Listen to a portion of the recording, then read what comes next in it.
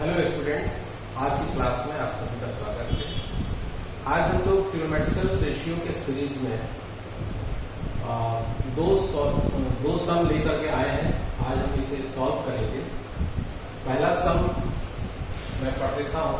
If A and B are acute angles such that tan a plus b is equal to √3 and tan a minus b is equal to 1 by √3. Find the value of a and b. Second sum है, if sin a plus b is equal to 1 and cos a minus b is equal to √3 by 2, तो आपको निकालना है a and b का value. ठीक है, तो इस तरह से इसे हम समझेंगे, कैसे सॉल्व करेंगे। ये बहुत इंपॉर्टेंट सवाल है और एग्जाम्स में बार बार पूछे जाते हैं, तो आप इसको देखें। ठीक है, तो सबसे पहला सवाल हम ले लेते हैं। पहले सवाल का solution,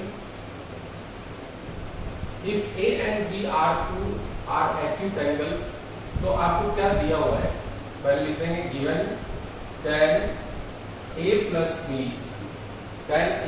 b is equal to √3।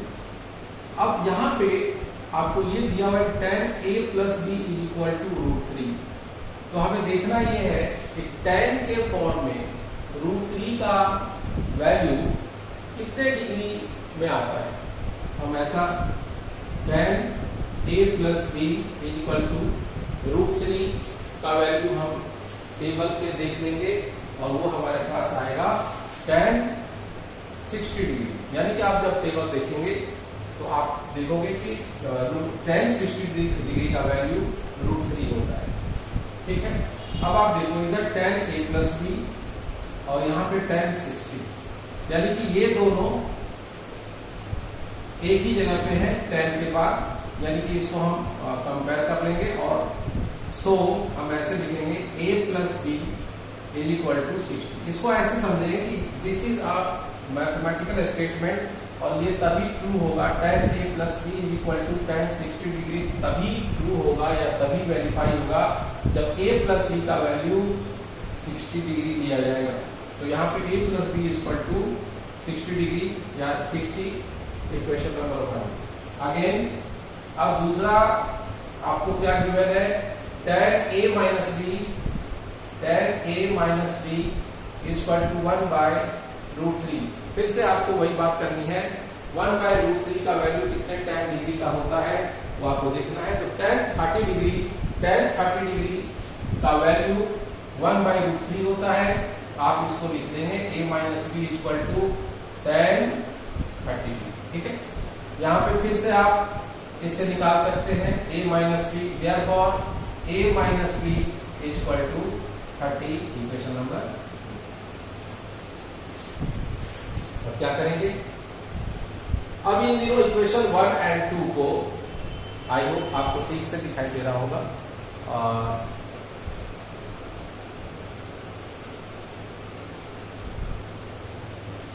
अब आप देखिए इक्वेशन 1 एंड 2 को हम सॉल्व कर सकते हैं बहुत सिंपल मेथड से। आपने पेयर ऑफ लीनियर इक्वेशन भी पढ़ा है, तो आप उसी मेथड से कर दें।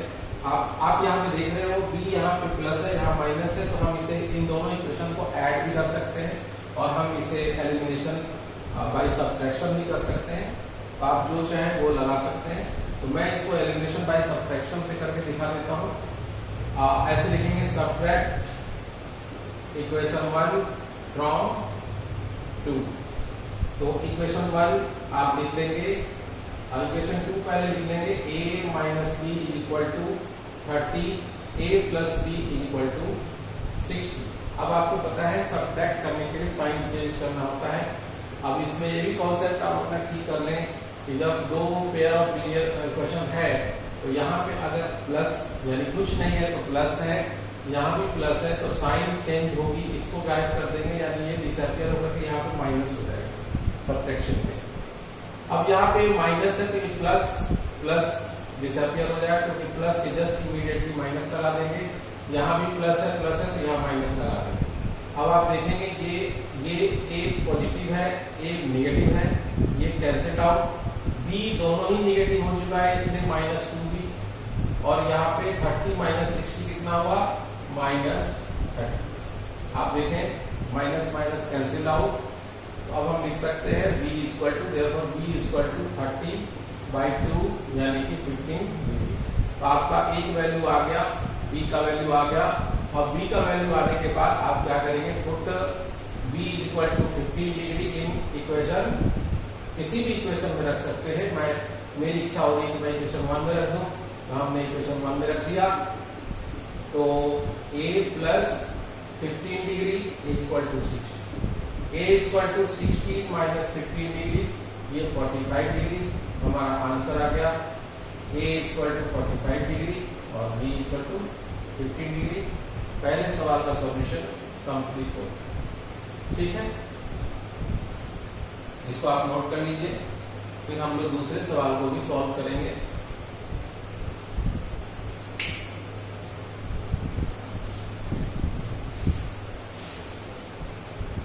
और ऐसे ऐसे और भी सवाल आप प्रैक्टिस कर सकते हैं। 2 सवाल तो हमने बताए, आप चाहे तो 4-5 सवाल आर.डी. शर्मा या किसी भी और भी बुक से आप कर सकते हैं, जिससे भी आप कर रहे हैं, ठीक है।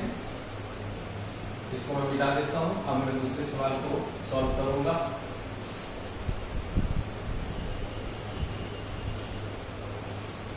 हमारा दूसरा न्यूमेरिकल भी इसी तरह से है, लेकिन इसमें फर्क यही है कि पहले ये tan के फॉर्म में था, ये साइन के फॉर्म में और cos के फॉर्म में है।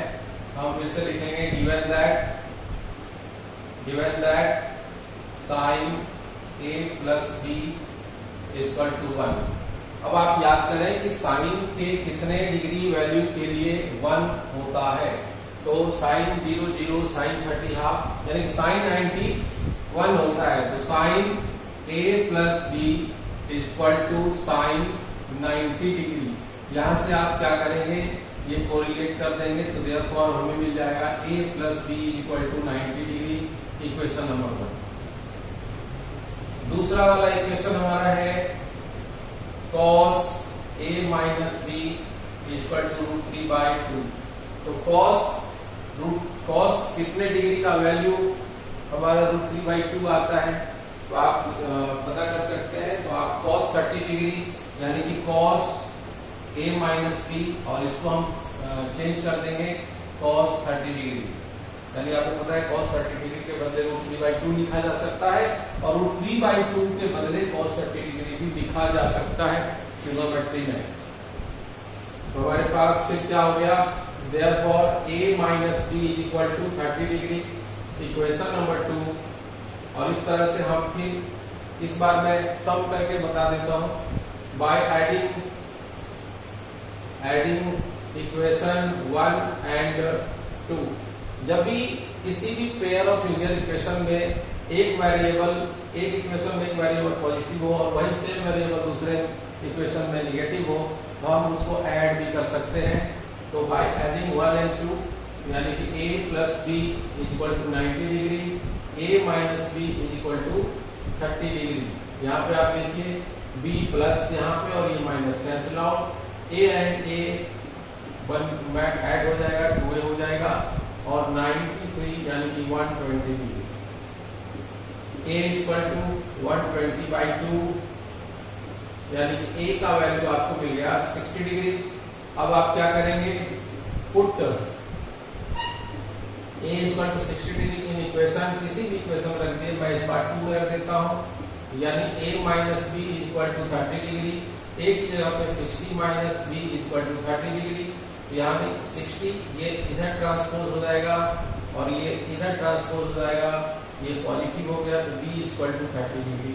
आंसर आपका आ गया a equal to 60 degree and b equal to 30 degree. तो दोनों सॉल्यूशन, दोनों सम सॉल्व हो गए। इस तरह से आप प्रैक्टिस कर सकते हैं। आप in case of any doubt you can message me. अगर आपको किसी और सवाल को सॉल्व करवाना है या आप चाहते हैं उसको समझना चाहते हैं, तो आप मुझे मैसेज कर सकते हैं। मैं उस पर एक वीडियो बना दूंगा और आपको मिल जाएगा, ठीक है। Thank you very much.